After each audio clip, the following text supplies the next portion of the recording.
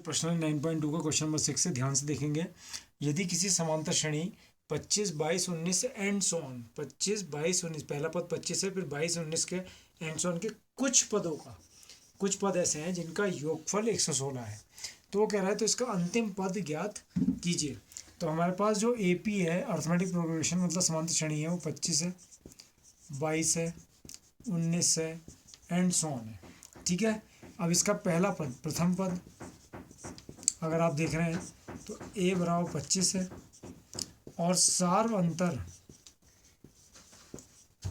अंतर D बराबर कोई भी पद ले लीजिए। मैंने मान लीजिए 19 ले लिया और 19 से ठीक पहले पद कौन सा, पूर्व पद कौन सा, 22 सॉरी, इससे पहले पद 22 है, तो D की वैल्यू आ गई -3, उसको सब्ट्रैक्ट कर दिया। ठीक है, अब वो कह रहा है इसके श्रेणी के कुछ पदों का योगफल 116 है। तो माना AP के n पदों का योगफल 116 है। हमने ये मान लिया कि इसके n पदों का योगफल 116 है, तो इसलिए n पदों का योगफल का मतलब क्या होता है, Sn बराबर 116। Sn का सूत्र लगा दीजिए, n/2 2a plus n-1 into D is equal to 116। इस 2 को उधर ले जाएंगे तो n ऐसी का ऐसी 2 इंटू ए की वैल्यू 25 है प्लस n-1 इंटू डी की वैल्यू -3 है और 116 को 2 से गुणा करूँगा तो 232 आ गया। तो n इंटू ये हो गया अंदर 25 दूनी 50 माइनस का 3n और प्लस का 3 क्योंकि -3 से मल्टीप्लाई हो रहा है बराबर 232। ठीक है, तो n बड़ा n2 आ गया, 50 में 3 जोड़ा 53 minus 3n is equal to 232। तो ये आ गया 53n minus 3n square is equal to 232। तो ये हुआ 3n square minus 53n plus के 232 इज इक्वल टू 0। तो यहाँ पर आप देख रहे हैं कि ये हमारी एक द्विघात समीकरण बन गई है। तो 3 को इससे मल्टीप्लाई करेंगे और उसके बाद गुणनखंड करेंगे और गुणनखंड को किस में ब्रेक कर देंगे, तोड़ देंगे 53 में। तो यहाँ पर अगर आप देखें तो 232 गुणा 3 तो 3 दूनी 6, 3 3 9, 3 दूनी 6, 696 आ गया। इसके गुणनखंड अगर करते हैं तो 2 3 6, 2 चौक 8, 2 8 16 और 2 एकम 2, 2 7 14, 2 चौक 8 और 2 8 16 और 2 7 14। और यहाँ पर अगर आप देखें तो 3 से कटे गए, 3 दूनी 6 और 3 9 27। तो इसका मतलब अब 29 तो प्राइम नंबर होता है, तो प्राइम नंबर क्या होता है, 29 से ही कैंसिल होगा। तो 3 दूनी 6 दूनी 8 दूनी 16, 3 दूनी 6 दूनी 8 दूनी 16, 16 2 3 6, 2 चौक 8 और 2 8 16, 2 एकम 2, 2 7 14 और 2 चौक 8, 2 8 16 और 1 17, 2 7 14 और 3 से 29 हो गया। 3 दूनी 6 दूनी 8 दूनी 16, तो 29 और 16। तो हमारे पास 3 से हमने इसको 232 से गुणा करा था, तो 2 8 2 दूनी 4 दूनी 8, 3 दूनी 6 दूनी 12 दूनी 24, तो ये 24 हुआ। तो इसका मतलब आ गया 24 गुणा 29, 24 और 29 कितना हो गया, 696। और 24 में अगर हम 29 जोड़ दें तो कितना होगा, 53 होगा। तो मिल गया हमें, 53 मिल गया। तो 696 के गुणनखंड हमारे 24 और 29 ले लिए। 3n स्क्वायर माइनस 24 प्लस 29 n plus 232 is equal to 0। तो 3n square minus 24n minus का 29n प्लस का 232 बराबर 0। इन दोनों में 3n स्क्वायर माइनस 24n में 3n कॉमन, तो n माइनस 8 आ गया, माइनस का 29 कॉमन, तो n माइनस 29 से 8 को गुणा करेंगे, 8 9 72, 7 8 2 16 और 7 23, यानी कि कितनी बार चला गया, 8 बार। तो यहाँ n माइनस और n माइनस 8 कॉमन आ गया और 3n minus 29 is equal to 0। तो n माइनस 8 बराबर 0 एंड 3n माइनस 29 बराबर 0। तो यहाँ n बराबर 8 आ गया, तो पदों की संख्या 8 आ गई एंड n की वैल्यू यहाँ से मिल रही 29/3। तो पदों की संख्या कभी भी भिन्न में या दशमलव में नहीं हो सकती, तो पॉसिबल ही नहीं है। तो इस श्रेणी में कुल कितने पद हैं, 8। तो AP के 8 पदों का योगफल 8 पदों का योगफल 116 है। इसका मतलब इसके अंदर 8 पद हैं इस एपी में, तो इसका अंतिम पद कौन सा होगा? 8वां पद।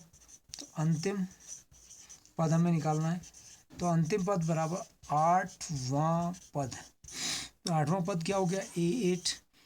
ए8 का formula a plus 8 minus 1 into D. तो ए की वैल्यू हमारे पास 25 है, 8 माइनस 1 7 हो गया, डी का मान माइनस का 3 हो गया।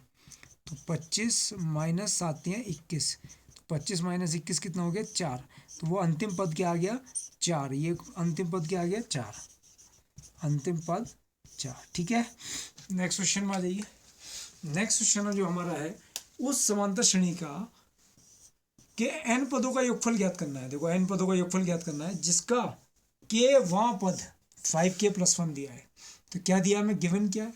गिवन के वां पद बराबर 5k + 1 और निकालना क्या है? एन पदों का योगफल Sn निकालना है। ठीक है, तो केवा पद हो गया AK, पहला पद A1 A होता है, दूसरा पद A2, तो AK बराबर 5k + 1। अब सुनो, हमें n पदों का योगफल निकालना, तो n पदों के योगफल का सूत्र होता है n/2 × 2a + n-1 × d।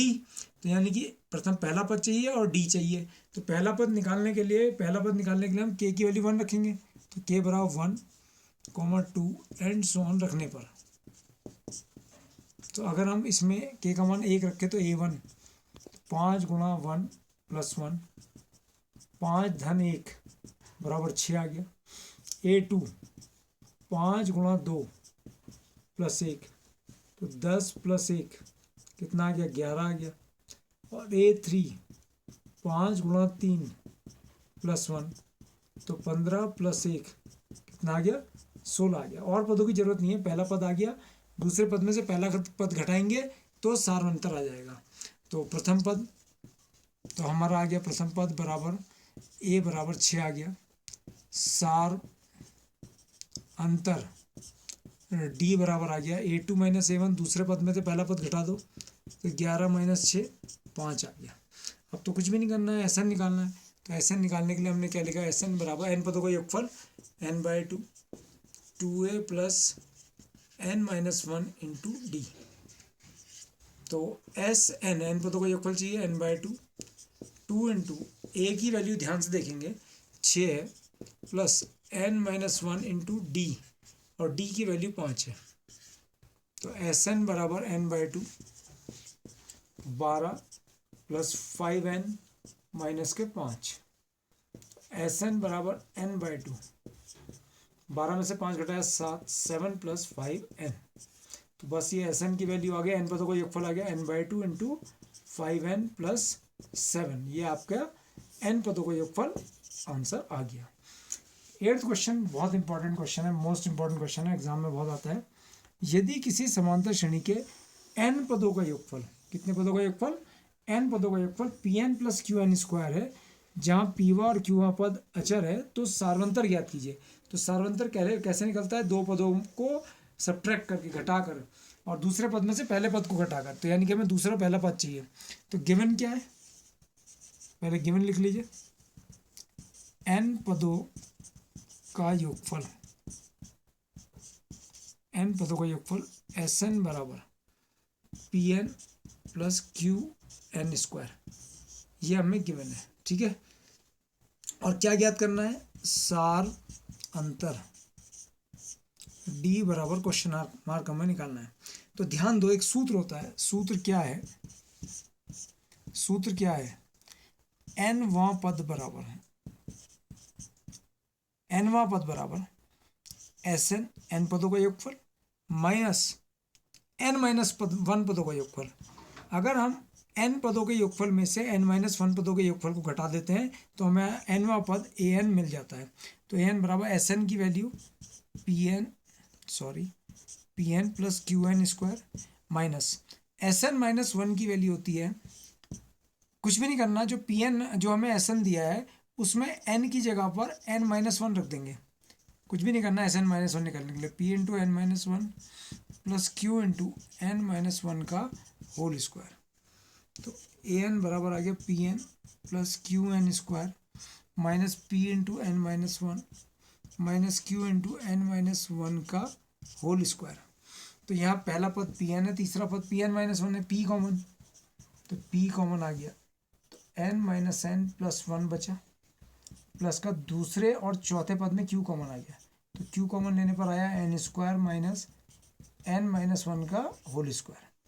तो ए एन बराबर आ गया, एन से एन कट गया, केवल पी रह गया, पी प्लस क्यू इंटू, यहाँ देखिए आप डिफरेंस ऑफ टू स्क्वायर्स, दो वर्गों का अंतर, तो एक बार जोड़ देंगे N plus N minus one into N minus N plus one, ये घटा दिया हमने, ये जहाँ जोड़ा और यहाँ घटा दिया, तो यहाँ एन से एन कैंसिल हो गया, तो ए एन बराबर आ गया पी प्लस क्यू, और ब्रैकेट में ये टू एन माइनस वन हो गया, और इंटू ये वन बचा, तो वन लिखने की ज़रूरत नहीं है, तो ए एन यानी कि ये इसका एनवा पद आ गया। अब यहाँ से हम क्या करेंगे कि यहाँ से पहला पद और दूसरा पद निकाल लेंगे, क्योंकि हमें सार्वंतर निकालना है। सार्वंतर निकालने के लिए हम क्या करेंगे, दूसरे पद में से पहले पद को हटाएंगे, तो एन बराबर एक तथा दो रखने पर ए वन की वैल्यू आ गई पी प्लस क्यू इंटू दो गुणा एक माइनस एक, तो ए वन आ गया पी प्लस क्यू इंटू दो माइनस एक, और ए वन की वैल्यू आ गई पी प्लस क्यू। ठीक है, अब मैंने एन का मान दो रख दिया, तो ए टू पी प्लस क्यू दो गुणा दो माइनस एक, तो ए टू बराबर पी प्लस क्यू चार माइनस एक, तो ए टू बराबर पी प्लस थ्री क्यू। ठीक है, ये ए टू आ गया। अब हम निकालने जा रहे हैं सार अंतर, तो यहाँ पर आ जाइए, सार अंतर डी बराबर A to minus A one, दूसरे पद में से पहला पद घटा दीजिए, तो डी बराबर ए टू की वैल्यू है P plus three Q minus A one की वैल्यू पी प्लस क्यू, तो माइनस का पी और माइनस का क्यू, पी से पी कैंसिल हो गया, तो डी बराबर टू क्यू, तो ये सार्वंतर का मान आ गया टू क्यू। मैं बच्चों एक बात याद दिलाना चाह रहा हूँ, इस सूत्र को अपनी कॉपी में लिख लेंगे। जब हमें एन पदों का योगफल दिया गया होगा तो हम उस सूत्र से ए एन निकाल लेंगे। एनवा पद का मतलब क्या होता है, ए एन, तो एस एन से ए एन निकालना, एस एन से क्या निकालना, ए एन, एनवा पद निकालना, कि एस एन एन पदों के योगफल में से एन माइनस वन पदों का योगफल घटाने पर हमारा एनवा पद ए एन आ जाएगा। क्या आ जाएगा, एनवा पद ए एन। जब हम एन पदों के योगफल में से एन माइनस वन पदों का योगफल घटाएंगे तो एनवा पद ए एन आ जाएगा।